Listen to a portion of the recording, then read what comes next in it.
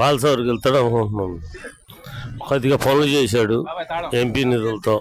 కత్తి అభ్యర్థి మంచోడు, ఒకళ్ళ తిడతాం ముడతాం అట్లాంటిది ఏమీ లేదు. ఎవళ్ళని వెళ్ళి అడిగితే కేకేయంగానే ముందు వచ్చి దాన్ని పరిష్కరిస్తాడు. 1,00,000 వస్తాయి అనుకుంటున్నాను, 1,00,000 ఓట్లు. నేను చంద్రబాబు రావాలి. ఇప్పుడు మా పిల్లలు ఉన్నారు, చదువులు అయిపోయినాయి, ఉద్యోగాలు లేవు. అదే ఆయన వస్తే ఈ రాజధాని ఉందనుకో ఏదో 10,000 20,000 తెచ్చుకునేవాళ్ళు. ఇవాళ అసలు ఉద్యోగాలు లేవు, ఏమీ లేవు, అనవసరంగా ఇదైపోతున్నారు. పిల్లలకి మరి బయటికి పంపించాలంటే డబ్బులు కావాలి. రైతుకేమో బత్త 1600 అని పేరు చెప్పడమే కానీ అది మామూలుగా మొన్న 10,100కు కొన్నారు, 10,150 డాల్వా ఒడ్డు. ఆటి సాల్ల ఇంకా రైతు ఏముంది. బాలసౌరి మనిషి వ్యక్తి మంచోడు.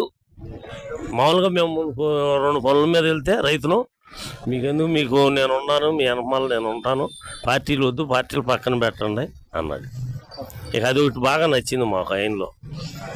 గారు కాబట్టి బాగానే చేశాడండి, బాగుంది ఆయన వేవు. ప్రజలకు న్యాయం చేసే పార్టీ టీడీపీ, జనసేన, బీజేపీ ఉమ్మడి అభ్యర్థులే. అందుకని వల్లభనేని బాలశౌరి గారు తప్పకుండా విజయం సాధిస్తారు, దాంట్లో ఎటువంటి సందేహం లేదు. నేనేదో చేస్తున్నాను, నేనేదో చేసేస్తాను, ఒకసారి చూడండి 100 పోట్లు పొడిచాడు. మరోసారి చూసి ఇంకో 100 పోట్లు పొడిపించుకోలేం.